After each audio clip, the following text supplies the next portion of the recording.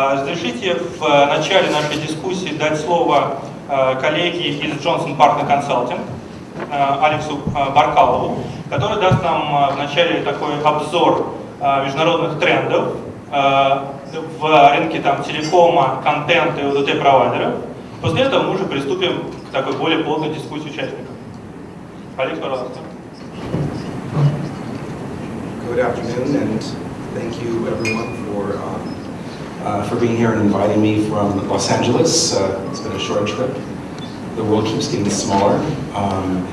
I started my career many years ago in the technology world, but also I've been the head of digital at Lionsgate and worked on many global platforms and multi-platforms for photo and content development, including some of the hit shows Weeds and Mad Men, and also worked with Sylvester Stallone and Kevin Spacey. And recently, I've been working a lot in China, doing some big media project developments on OTT, such as with the very famous OTT application WeChat, which is owned by Tencent.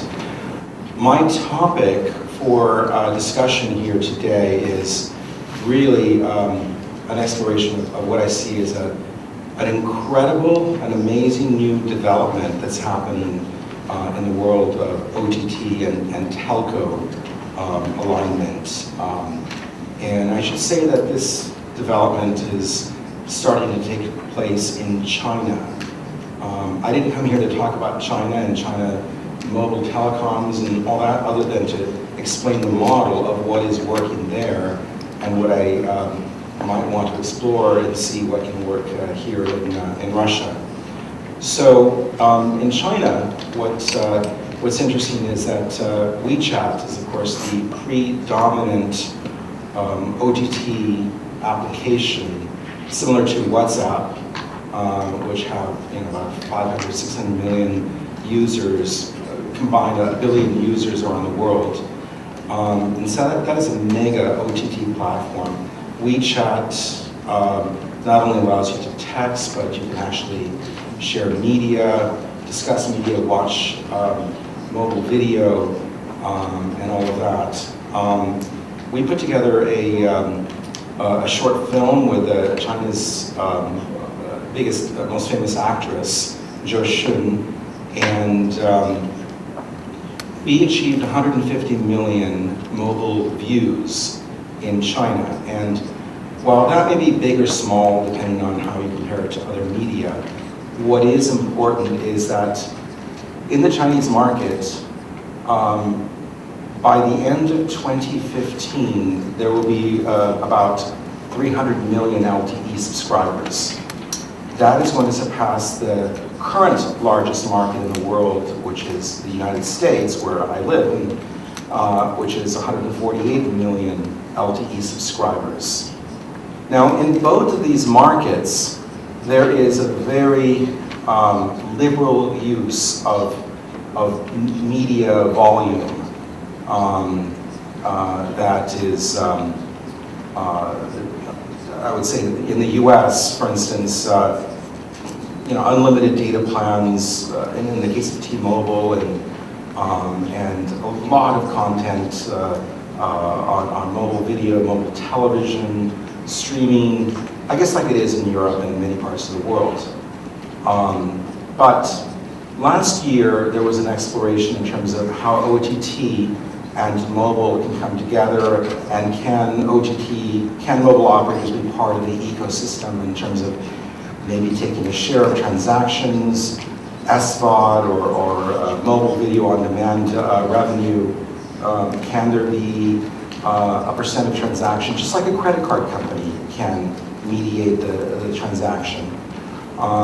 And what we've seen is that has been a difficult proposition for mobile operators to sort of regain their MVAS, their lost MVAS revenue. But if you look at the explosion, the absolute explosion in OTT, then and how that's created 300 million mobile subscribers in China, and how the US is also exploding in LTE subscribers driven by content, one has to ask the question, can we do the same thing? Can the mobile operators here really liberalize and create new global content? Well, even great premium mobile content for Russia, create new television programs that live exclusively on mobile.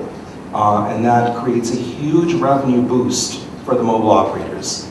I believe that can be the case, and I'm a proponent of that, being a partner of Jason and Partners, and so that's what I'm here to explore and discuss. So it's really interesting that the panel has talked a lot about the uses of broadband, and you mentioned porn and BitTorrent and all that. And if I could just wind the clock back to the year 2006, when my partner Tim Kring created a show called Heroes, and it was a very big global show, and he likes to say it was a much bigger show on BitTorrent. It was copied. It was a television show that was enjoyed in parts of the world where it wasn't officially available. Mad Men, which show I was part of, was also a show that was BitTorrented and enjoyed in many parts of the world. Now again, Heroes is being rebooted. Now let me get to the philosophical part of the answer here, which is, what if we can actually do something out of our imaginations, create an entry strategy? What if this new television show, a big global television show like Heroes, or a Russian show, or a Russian-American show, or a Russian-Chinese show, was available exclusively on mobile, and not just the normal way of watching television, but you're also interacting with it. You're also having to upload social media, participation, voting, whatever it is you want to do, and then also you're able to, the content producers, the executive producers of the show will pay attention to that and are able to modify the upcoming episodes based on what the user participation is. Or at the same time, you also have on the social media back channel a lot of character discussion, what's going on, your own input, your own photos, your own recordings, and all of that.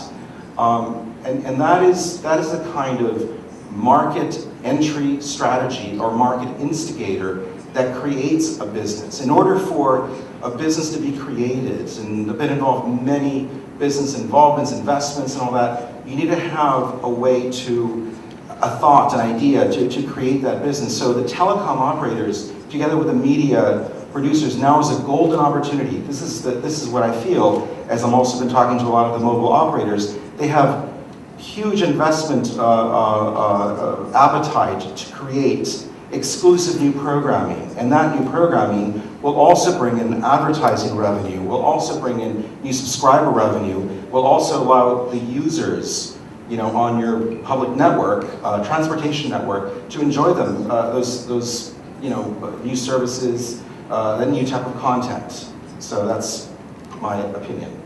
For starters, we worked on, when I was at Lionsgate, we worked on multiple projects where content was monetized in a number of ways. Subscription models, transactional models, there's library content, so even after the content is no longer fresh, it's still in the library and somebody can subscribe to it.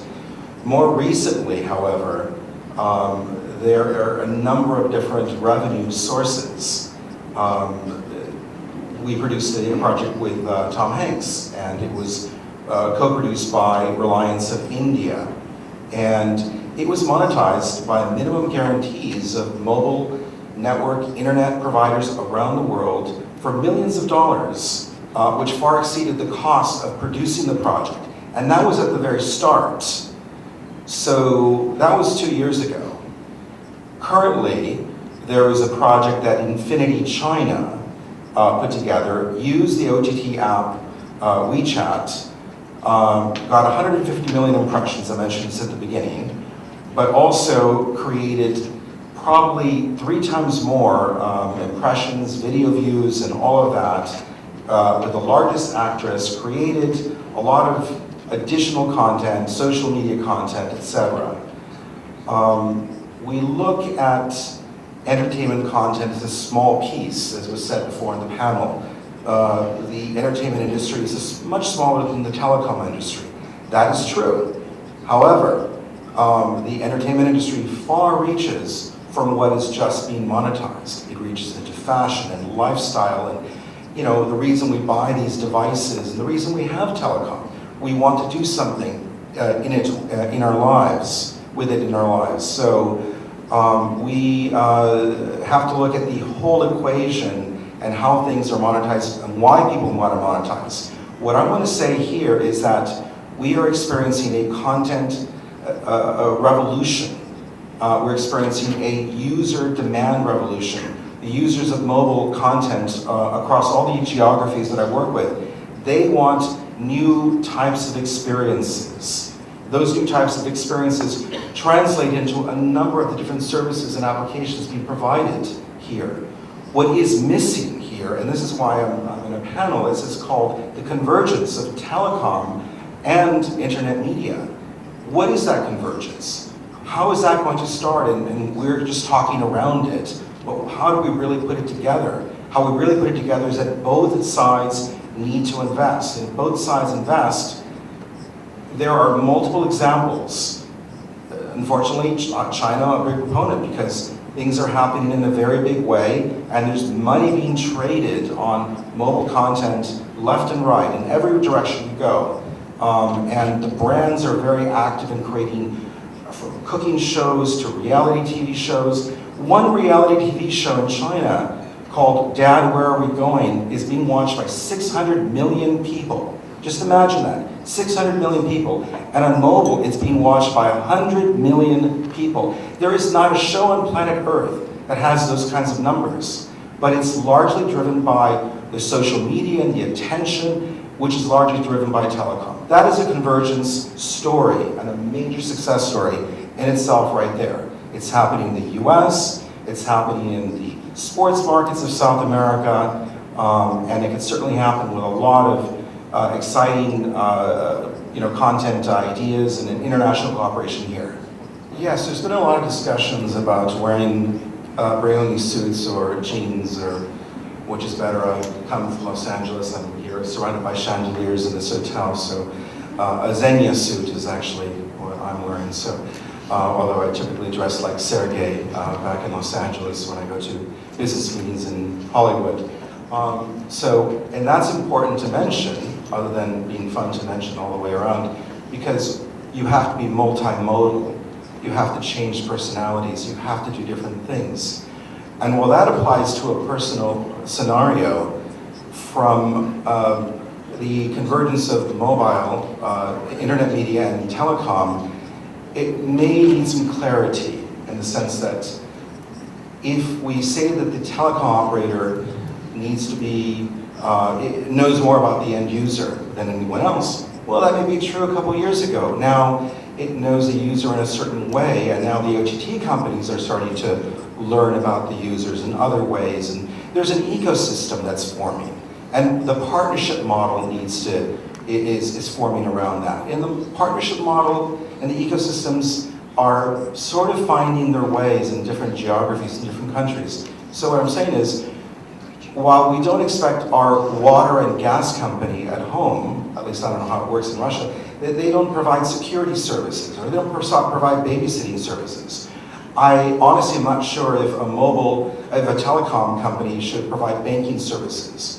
Yes, that was the case in SMS days, and that was the case in certain scenarios in the past, but now we're entering into a new era where looking at the biggest Hollywood producers, like I said, are ready to co-invest, or Chinese companies, or companies around Europe that are ready to co-invest and use the telco not as a dumb pipe, which is what no telco wants to hear, but as a smart co-investment into garnering a planetary user base. I don't know, for lack of a better word.